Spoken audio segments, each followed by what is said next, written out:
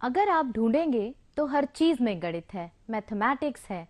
नमस्कार प्यारे बच्चों, आज हम लोग कक्षा 7 का लेसन नंबर 7 करेंगे। प्रकरण वाणिज्य गणित, कॉमर्शियल मैथमेटिक्स।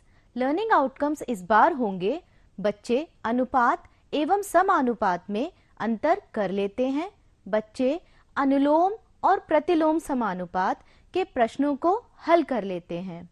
तो बच्चों आइए शुरू करते हैं। आप अब तक पढ़ चुके हैं, पूरे 6 पाठ हम लोग कंप्लीट कर चुके हैं।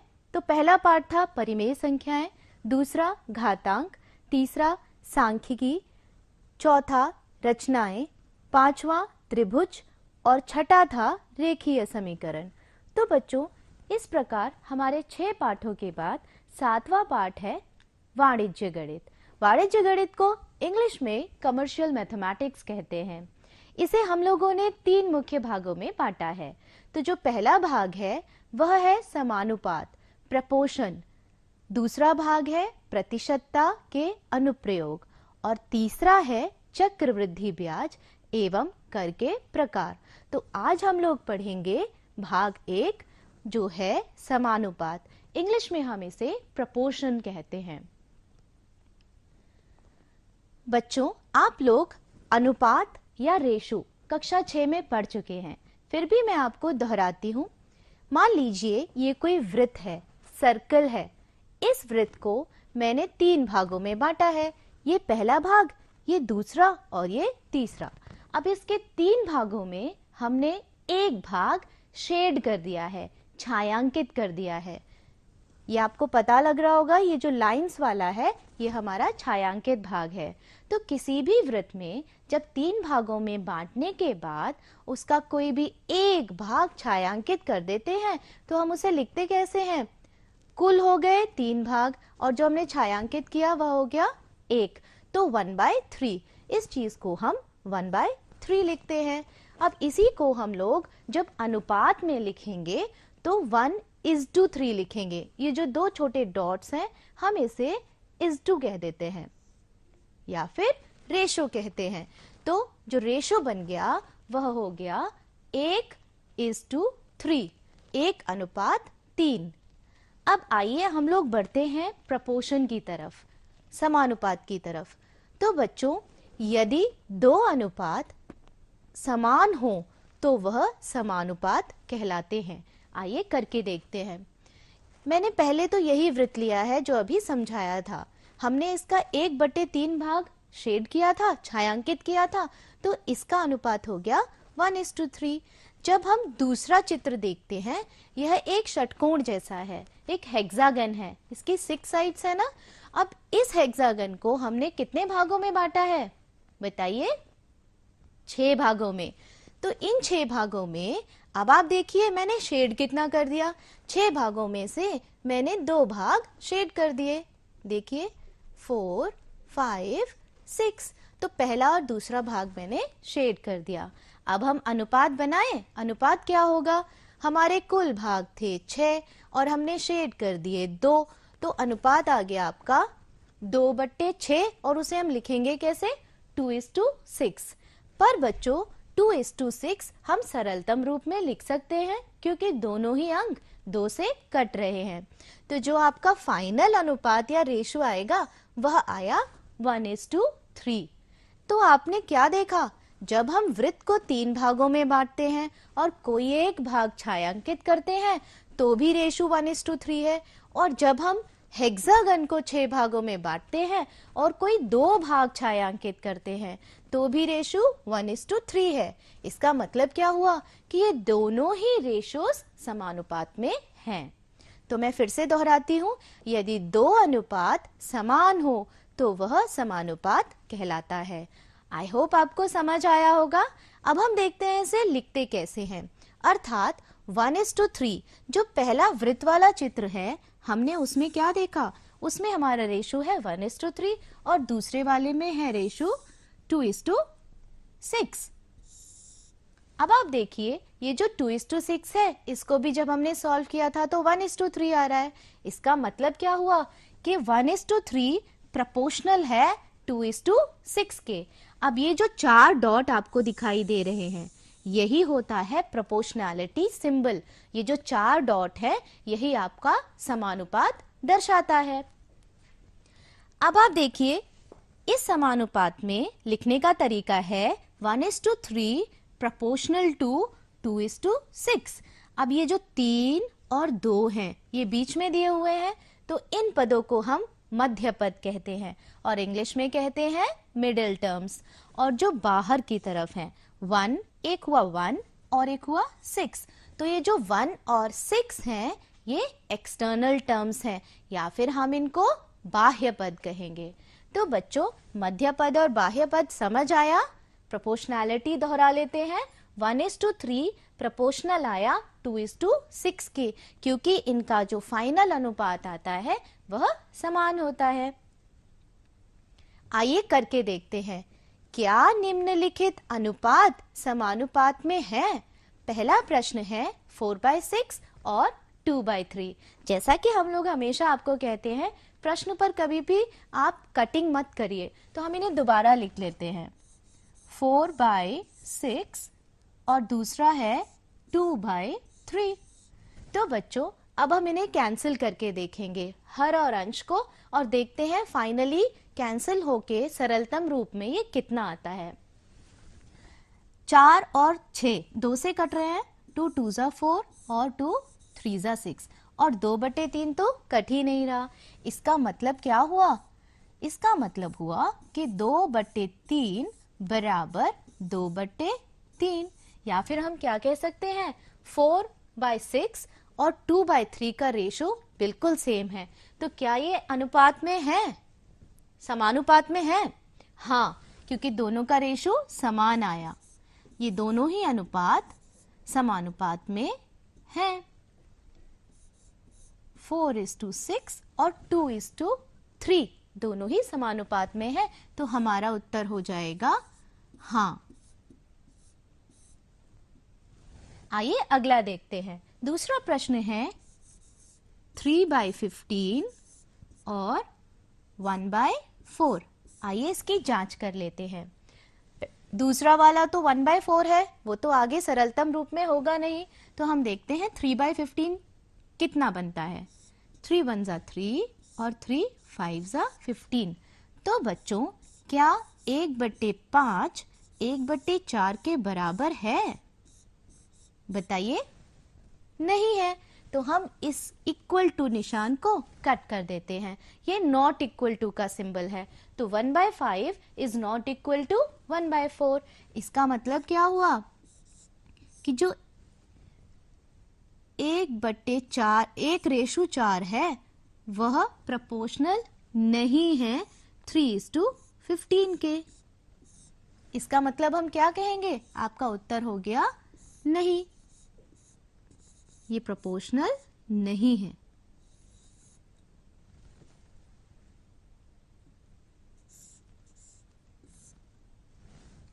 अगला देखते हैं 7/21 और दूसरा है 12/36। आइए इसे हल करके देखते हैं।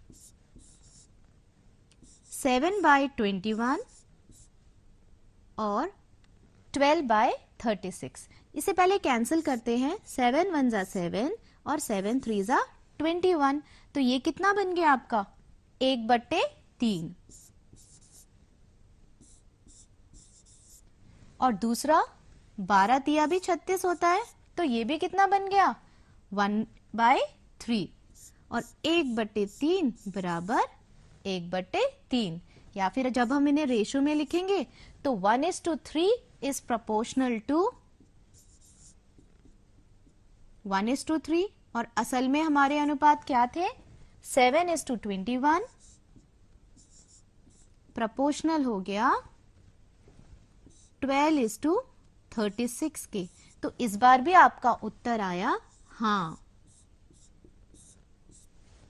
तो बच्चों, इस प्रकार आप जांच सकते हैं कि कौन से दो दिए गए संख्याएं आपकी अनुपात में है और समानुपात में हम उन्हें दर्शा सकते हैं। उनका अनुपात निकालने के बाद हम उन्हें समानुपात में है या नहीं जांच सकते हैं। अगला टॉपिक है अनुलोम समानुपात या फिर डायरेक्ट प्रोपोर्शन। ये आपको अभ्यास नंबर 7A जो कि आपके किताब के पेज नंबर 173 पर दिया है उसमें मदद करेगा। जब दो राशियां x और y इस प्रकार से संबंधित हों कि x के बढ़ने पर दूसरी राशि y भी उसी अनुपात में वृद्धि हो या फिर बढ़े, उसमें भी उसी अनुपात में वृद्धि हो, अथवा x के घटने पर y में भी उसी अनुपात में कमी हो, तो यह राशियां अनुलोम समानुपाती कहलाती हैं। आइए इसी चीज को हम उदाहरण की मदद से समझते हैं।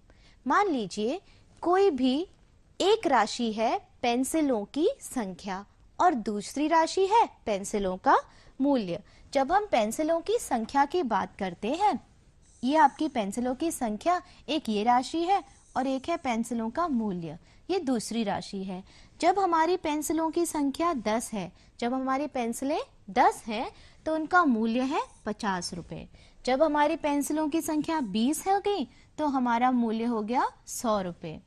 बच्चों, इसमें एक चीज ध्यान देने वाली है जो आपका अनुलोम समानुपात का आधार है, वह है कि जब पेंसिलों की संख्या बढ़ती है, जब आपकी एक राशि बढ़ रही है तो दूसरी राशि भी बढ़ रही है। मतलब जब पेंसिलें 10 से 20 हो जाती हैं तो आपके जो रुपए खर्च हो रहे हैं वह भी 50 से 100 हो जाते हैं, कम नहीं होते हैं, बढ़ते हैं। तो जब एक राशि बढ़ती है तो दूसरी राशि भी उसी अनुपात में बढ़ रही है। अगला उदाहरण देखिए, रेलगाड़ी। रेलगाड़ी का समय जब जितना लगाती है घंटों में दिया है, एक राशि हो गई, और दूसरी राशि हो गई तय की गई दूरी। तो बच्चों, कोई भी रेलगाड़ी को 2 घंटे लगते हैं 120 किलोमीटर की यात्रा तय करने में, और उसी रेलगाड़ी को 5 घंटे लगते हैं 300 किलोमीटर की दूरी तय करने में। तो इस बार भी हमने क्या देखा कि जब हमारी रेलगाड़ी का समय बढ़ रहा है या उसको यात्रा में लगने वाला समय बढ़ रहा है, जब 2 से 5 घंटे हुआ तो उसकी तय की गई दूरी भी बढ़ रही है। दूरी कितनी हो गई? 120 किलोमीटर से बढ़ के 300 किलोमीटर हो गई। तो बच्चों, जो हमारा इस बार अनुपात बना हुआ कितना था? 2:5, और जब हम उसको समानुपात में देखेंगे तो 2:5 प्रोपोर्शनल टू 120:300। समझ आया? दोहराएं, पहले उदाहरण में 10:20 प्रोपोर्शनल टू 50:100 था, और दूसरे वाले में 2:5 प्रोपोर्शनल टू 120:300 होगा। इसमें एक चीज तो ध्यान देने वाली है, वह है कि जो भी दो राशियां आप लेते हैं उनका मान अचर होता है। मतलब x बाई y का मान हमेशा ही अचर होगा, बदलेगा नहीं। जिस प्रकार पेंसिलों की संख्या को अगर मैं x ले रही हूं और पेंसिलों के मूल्य को अगर मैं y ले रही हूं, तो हर बार x बटे y का मान अचर होगा। चेक करके देखते हैं। x अगर मेरा 10 है तो y कितना है? 50। दूसरी तरफ जब x मेरा 20 है तो y कितना है? 100।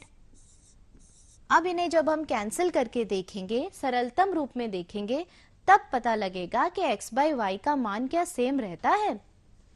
0 0 कैंसिल, इस बार आया 1/5, 0 0 काटे, 2 एकम 2 और 2 पंजे 10।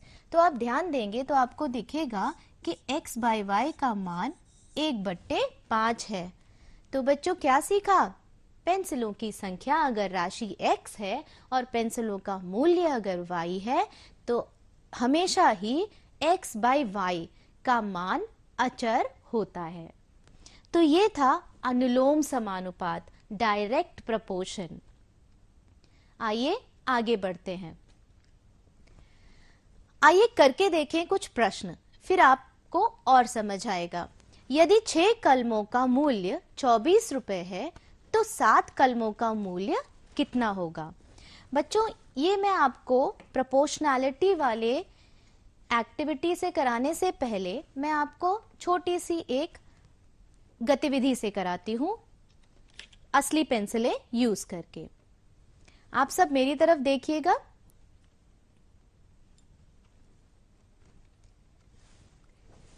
ये मैंने 6 पेंसिल्स ली हैं, ठीक है। अब इन 6 पेंसिल्स का मूल्य आप ध्यान से देखिएगा। 6 पेंसिलों का मूल्य या 6 कलमों का मूल्य 24 रुपए है। छोटी सी एक्टिविटी से करते हैं। 10 रुपए 10 रुपए कितने हो गए? 20 रुपीज। और ये 2 रुपए का सिक्का और एक ये 2 रुपए का सिक्का, तो 6 कलमों का मूल्य कितना हो गया? 24 रुपए। ये हमें दिया गया है। अब अगर हमारी एक और कलम जुड़ गई, मैंने ले ली एक और पेंसिल, तो अब आप बताइए 7 पेंसिलों का मूल्य कितना होगा? सोचिए सोचिए। बिल्कुल सही, हम लोग 4 रुपए और जोड़ देंगे। इस हिसाब से 2 रुपए की एक पेंसिल आ रही है, ठीक है। 4 रुपए की एक पेंसिल आ रही है, सॉरी, तो 4 रुपए हम और जोड़ देंगे। 6 पेंसिलें 24 रुपए की थी, तो 7 पेंसिलें कितने की हुई? सिंपली 28 रुपए की हो गई। 4 पेंसिल और जुड़ गई। 6 4 जा 24 होता है, तो एक पेंसिल की कीमत 4 रुपए हो गई और 6 पेंसिल की कीमत 24 रुपए हो गई और 7 पेंसिलों की इसी तरह से 28 रुपए हो गई। अच्छा लगा?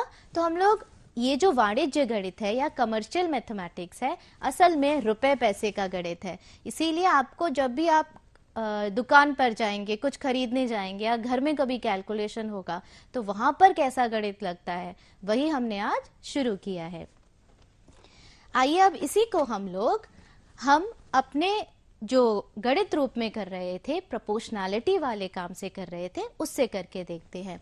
तो बच्चों, जो 2 राशियां इस बार हमने ली, कलमों की संख्या और मूल्य, आप फिर से ध्यान दीजिए। जब भी हमारी कलमों की संख्या बढ़ रही है, जब पेंसिलों की संख्या गिनती बढ़ रही है, तो उनका रेट या उनकी कॉस्ट वो भी तो बढ़ेगी। तो ये कौन सा अनुपात हुआ, समानुपात हुआ? बताइए बताइए। ये डायरेक्ट प्रोपोर्शनल हुआ या फिर हम उसे कहते हैं अनुलोम समानुपात। तो बच्चों, अनुलोम समानुपात में जब कलमों की संख्या बढ़ी तो रुपए भी बढ़ेंगे। तो हमें मोटा मोटा इतना तो अंदाजा है कि ये जो x निकालना है वह जरूर 24 से ज्यादा होगा। आइए करके देखते हैं। 6:7 इज प्रोपोर्शनल टू 24:x। इसका भी मैं आपको एक ट्रिक बताती हूँ। जब भी हम अनुलोम समानुपात के प्रश्न हल करते हैं, एक ये छोटा सा फ्लैश कार्ड देखिए, दिखाई दे रहा है सबको? फ्लैश कार्ड देखिए आप लोग। इस फ्लैश कार्ड में आप ध्यान से देखेंगे, अनुलोम समानुपात में जब भी हम करते हैं, तो जैसा कि मैंने बताया आपको, 2 राशियां हैं, एक x और एक y। तो मैंने जैसा कहा था, x अगर बढ़ रहा है, पहली राशि अगर बढ़ रही है, तो दूसरी राशि भी बढ़ती हुई ही दिखेगी। और इसको हल करने का तरीका क्या है? x1:x2 is proportional to y1:y2। हमेशा हम लिखते कैसे हैं? ऊपर वाला नीचे वाला, x1 x2, और फिर प्रोपोर्शनैलिटी सिंबल लगाया, फिर ऊपर वाला और नीचे वाला y। ध्यान दीजिएगा, ऊपर वाला y और नीचे वाला y, तो y1:y2 हो गया। फिर हल कैसे होगा? इस 2 को हम बदल देंगे by से, मतलब x1/x2 is equal to y1/y2, और फिर हम हल कर देंगे क्रॉस मल्टीप्लिकेशन से। आइए करके देखते हैं।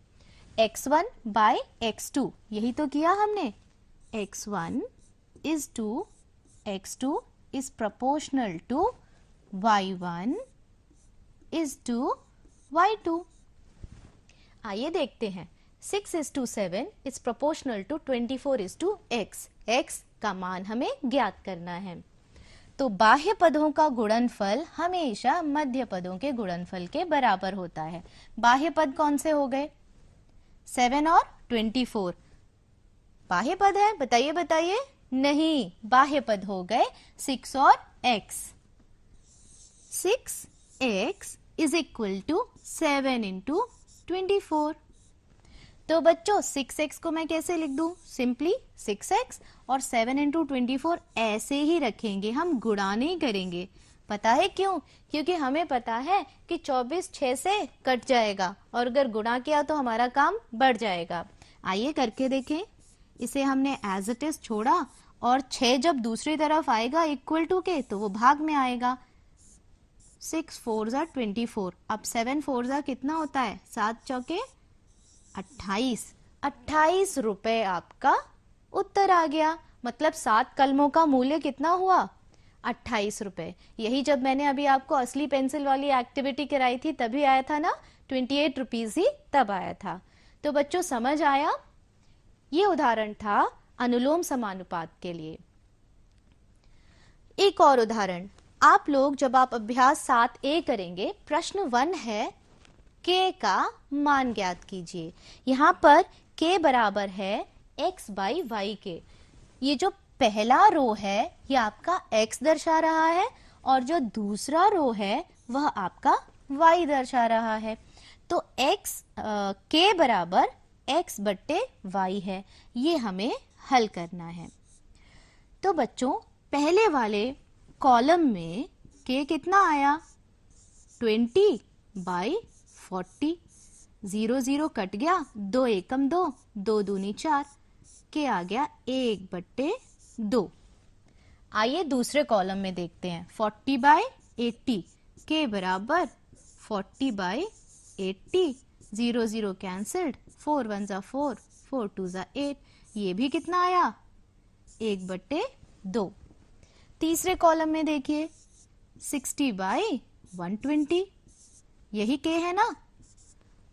अब 0 0 कैंसिल, 6 1 ज़ा 6, 6 2 ज़ा 12, तो के बराबर कितना आया? फिर से 1 बट्टे 2। और अब देखिए अगले में के इज इक्वल टू 80 बट्टे 160।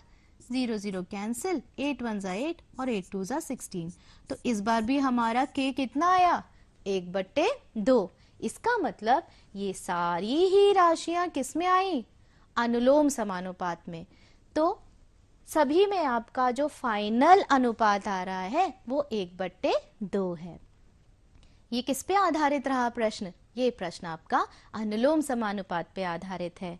आपको समझ आया?